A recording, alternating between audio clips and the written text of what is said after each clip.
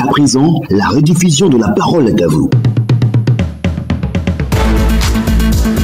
Plus de 10 tonnes de produits pharmaceutiques contrefaits ont été saisis. Récemment à Boaké, le Comité national de lutte contre la contrefaçon, qui a démantelé le réseau de commercialisation de ces faux médicaments, exhorte les populations à la vigilance et à dénoncer toute activité de contrefaçon. En plus d'être une menace pour la santé, les produits contrefaits sont une perte importante pour notre économie. Comment lutter efficacement contre la circulation des produits contrefaits? En Côte d'Ivoire, c'est le sujet qui vous est soumis. 2 numéros pour prendre part à ce débat, le 27 20 21 44 48 ou le 27 20 24 27 87. Et vous êtes nombreux à réagir depuis hier sur notre page Facebook qui est d'ailleurs très visitée par nos fidèles auditeurs. Nous vous en remercions. D'ailleurs, d'abord, Monsieur Quadio Daga Francis a dit que nous nous souvenons tous que le gouvernement a pris la décision d'interdire la commercialisation des produits pharmaceutiques de contrefaçon. Malheureusement, après un petit moment de représailles, les vendeurs de ces produits sont revenus dans toutes les grandes villes. Au coin des rues, on voit des femmes qui sont assises tranquillement en train de vendre ces produits. La solution est simple. Il faut demander donc à la police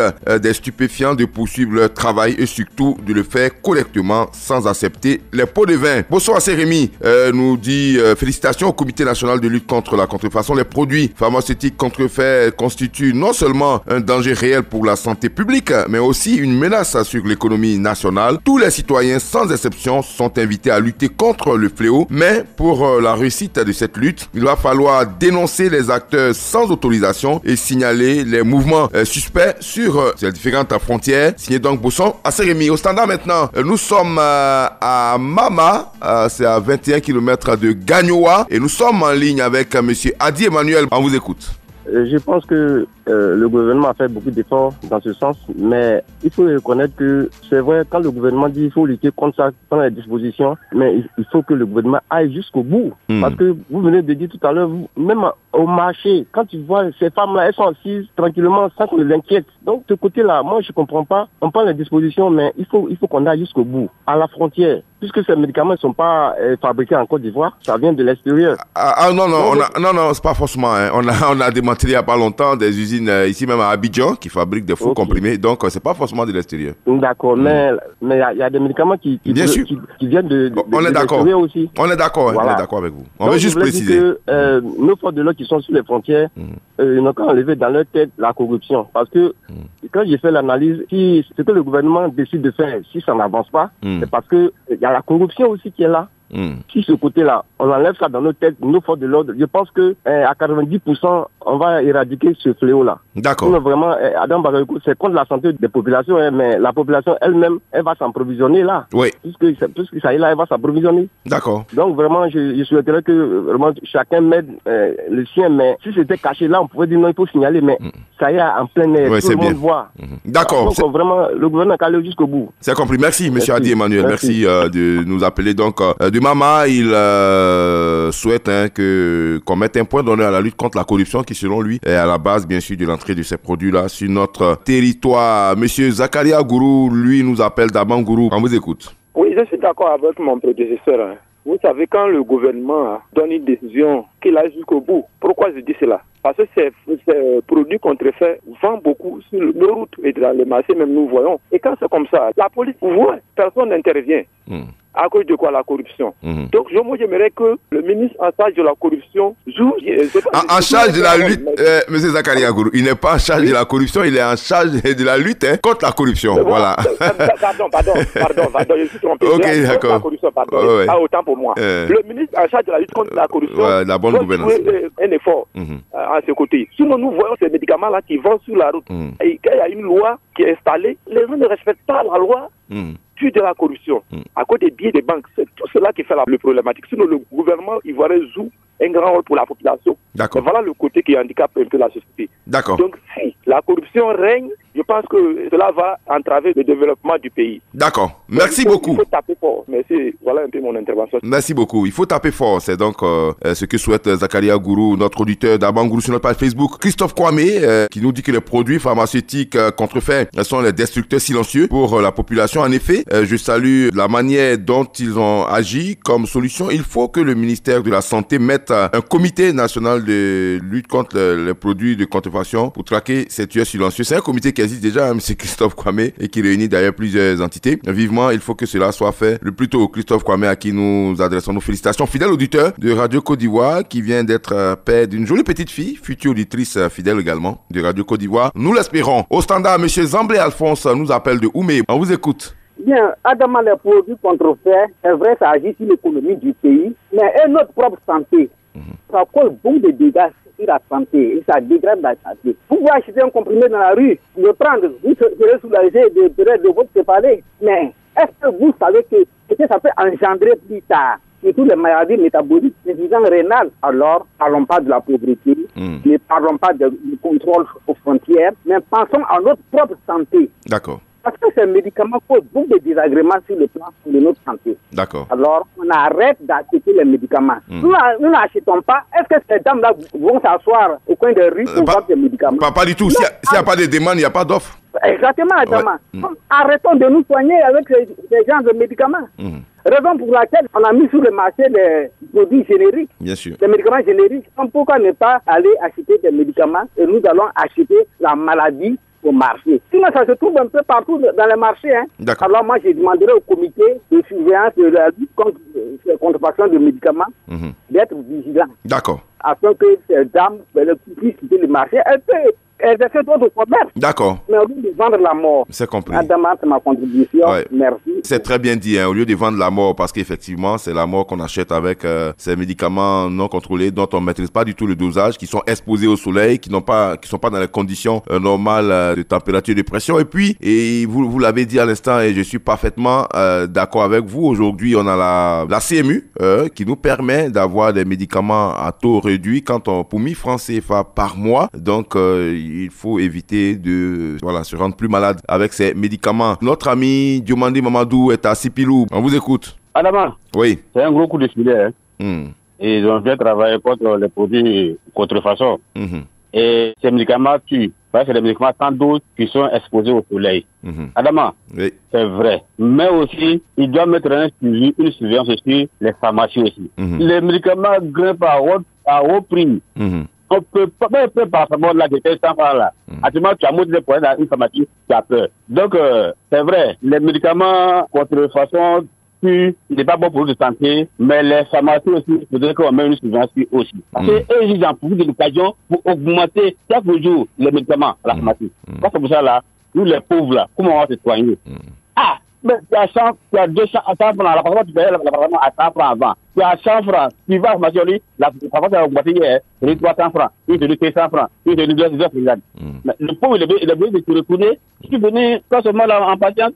Donc, il faudrait aussi des pharmaciens, et puis maintenant, dire aux parents aussi de ne pas acheter les médicaments dans la rue, parce que c'est 112. Mais ça dépend. Bon, moi, Ramadan, tu l'as fait de voir. Mais M. Diomandé, n'épatez pas, M. Diomandé. Vous avez la carte de la CMU, c'est ça, M. Diomandé? Non, il n'est pas fait. Mais il faut le faire. M. Diomandé, il faut le faire. Si vous le faites, on dit que 70% des médicaments sont supportés par l'État. Et la CMU communique suffisamment là-dessus, et ça ne vous coûte que 1000 francs par mois. Je ne dis pas que 1000 francs, c'est pas de l'argent, mais pour votre santé, 1000 francs par mois, dans l'année, ça fait 12 000 francs. Et vous allez à l'hôpital, on vous donne votre ordonnance, vous allez à la pharmacie, et si le médicament coûte 1000 francs, vous payez 300 francs. Vous voyez que c'est très avantageux. Donc, il faut aller vous faire établir votre carte de mutuelle, c'est très important. Non, alors, je me suis trompé. Non, j'ai la carte. Ah, d'accord. Alors, oui. C'est là, théoriquement, oui. C'est bien dit, mais pratiquement là. Ouais. non.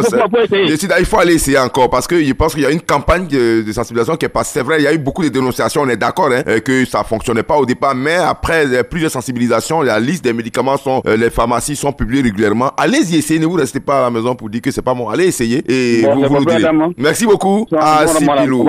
Nous allons donc, sur notre page Facebook pour lire vos nombreux commentaires de Sovasugu qui dit que les produits pharmaceutiques contrefaits sont des tueurs silencieux pour la population. Le comité national de lutte contre la contrefaçon vient de faire un travail formidable pour la santé des Ivoiriens. La lutte efficace doit se faire depuis nos frontières terrestres et également la sensibilisation des populations à dénoncer les produits de contrefaçon. Et puis Tayomo Ouattara, à mon avis, pour lutter efficacement contre la circulation des produits de contrefaçon, il faut mettre un accent particulier sur la lutte contre la corruption, associer des jeunes à cette lutte, car la cupidité de nos jours au sein de la jeunesse est un frein au bon fonctionnement de la société. Voilà ce que nous dit Tayomo Ouattara. D'ailleurs, vous le savez, la plateforme Spacia, qui a été lancée depuis l'année dernière, en juillet 2022, est là pour recueillir tous les soupçons de corruption. N'hésitez pas à aller sur cette plateforme, que ce soit par message, que ce soit par appel, que ce soit donc sur Internet. D'ailleurs, il y a un coup de filet qui a été donc réalisé à Yamoussoukro dans le secteur de l'éducation. Notre correspondant Seydou y travaille pour nous rapporter la bonne information. Des responsables très haut placés de l'éducation ont été mis sous le verrou, tout simplement parce que la dénonciation a eu lieu par des stagiaires du CAFOP qui étaient victimes d'escroquerie de la part de ces responsables-là. Ça vous dit que ça fonctionne et quand les cas sont dénoncés, le suivi est fait, les résultats sont là. On part maintenant à Saint-Fra avec M. Gonebi. Oui, on vous écoute, M. Gonebi. Je suis à Saint-Fra, dans le village de Zorobi Balo, le grand ministre. Ah d'accord, donc le ministre en charge de la lutte contre la corruption, vous êtes chez lui. Oui, M. Bagayoko. Oui. Vous savez, qui ne veut pas capitaliser sa santé? Personne. Bien sûr. Mais vous savez, M. Bagayoko, moi mon souci c'est que quand je prends la définition de la santé de l'Organisation mondiale de la santé et la définition de la santé par les scientifiques, la santé c'est un véritable paradoxe parce que la santé est définie par l'Organisation de la santé comme un état de bien-être complexe physique, mental et social. Et les scientifiques, eux, ils reconnaissent. Il y a la nouvelle maladie aujourd'hui, l'Organisation mondiale de la santé trouve que un chômeur est un malade. C'est la nouvelle maladie que l'Organisation mondiale a trouvée. Maintenant, je voulais dire quoi? Je voulais dire que quand on définit même la santé, parce que la majorité des Ivoiriens sont pauvres, c'est pour ça qu'ils vont vers les médicaments de la rue. Sinon, c'est pour cela qu'il y a tous ces problèmes-là. Alors moi, je souhaiterais que, pour qu'on mette fin à ce trafic de médicaments, il faudrait qu'on fasse tout pour éliminer le déprimant stigmate de la faim. Merci beaucoup, M. Adama Bagayoko. D'accord. Alors, j'avoue qu'il y a beaucoup de non-dits et beaucoup de philosophie dans vos propos, mais on va essayer de comprendre. C'est pas bien grave. Merci beaucoup à vous, M. Godebi de Saint-Fra. Nous allons à Boaké avec M. Zié Touré. Alors, vous êtes à Boaké, c'est à Boaké que le coup de filet a été réalisé. Donc, on va féliciter Boaké pour nous avoir, voilà, bien sûr, permis d'avoir ce beau coup de filet là. On vous écoute. Bon, je m'étais passé dans le coin. J'ai vu les décargos derrière le consulat du Mali là. D'accord. Ouais, j'ai vu les décargos chargés du médicament. Mais sincèrement, ça doit commencer par les frontières d'abord. Et aller au-delà de ça. Parce qu'on constate dans le marché de Boaké, et il y a comment on appelle, on peut pas tout dénoncer, M. Adama Bakayoko, sinon, franchement, notre force de l'ordre sont à la base de tous ces gens de trucs. Parce que puisque vous passez chez le commerçant pour prendre chaque fin du mois quelque chose, mais ça va continuer. Ah, mais il faut dénoncer pour que ça s'arrête, M. Zié. Que ça soit au corridor, on sait ce qui se passe. Sincèrement, c'est fluo. Adama Bakayoko, si je veux parler, on ne va pas quitter là aujourd'hui. Sincèrement, je suis à Boaké. Mais discrètement, monsieur Zietou, vous n'êtes pas obligé de dire votre nom. Vous allez sur la plateforme Spacia. Vous n'avez pas besoin de vous identifier. Vous dites ce que vous avez constaté. Après, les enquêtes sont poursuivies. Vous n'avez rien à voir dedans. C'est là aussi, tant qu'on n'a pas le courage de dénoncer, eh bien, on va subir tous. Parce que ces médicaments-là, vous l'avez dit, tuent deux fois. Ils tuent d'abord l'économie et puis ils tuent physiquement des populations. Donc, vous dénoncez sur les plateformes si vous n'avez pas besoin qu'on sache que c'est vous. Allez-y sur Spacia. Vous allez sur Internet, vous tapez spacia.com. Et vous faites votre dénonciation tranquillement, ni vu ni connu, et les enquêtes à pousser pourront bien sûr apporter. Le mal est profond, mais vraiment, ça vient de loin. D'accord. Oui. C'est bien noté. Merci M. Zié Touré pour ce témoignage. Vous avez été témoin. Vous avez vu donc ces deux cargos remplis de médicaments et ça fait mal au cœur quand on sait que c'est la mort qu'on est en train de vendre à nos populations. Monsieur Kwasi Richard est à Yopougon Niangon. On vous écoute. D'abord, bien avant de commencer, j'aimerais dire merci à M. Zorobi Balo. D'accord. Pour tout le travail qu'il fait sur le terrain. M. Adama Bakayoko, il faut dire que longtemps l'État parle de cette lutte et la phase de répression tarde. Aujourd'hui, avec M. Zorobi Balo, on voit qu'il y a du travail qui est fait sur le terrain. Comme on le dit, ces médicaments ne sont pas fabriqués en Côte d'Ivoire. Et même si ces médicaments sont fabriqués en Côte d'Ivoire, parce qu'il n'y a pas longtemps de cela, on a démantelé des groupes. Bien sûr. Ces médicaments sont transportés. Alors, comment on s'arrange pour traverser nos différents corridors et aller sur le marché, au su de tout le monde, ces médicaments sont vendus sur le marché et personne ne réagit. Souvent, quand on va dans les petites contrées, on voit nos mamans qui ont ces médicaments dans des cuvettes qui se promènent de village en village, de campement en campement. Quand tu imagines le pauvre parent qui est dans le plein fond de la Côte d'Ivoire et qui reçoit ce médicament, généralement, quand tu leur poses la question de savoir, mais pourquoi ces médicaments vous payez, ils te disent que c'est ce qui est moins cher, c'est ce qui est accessible.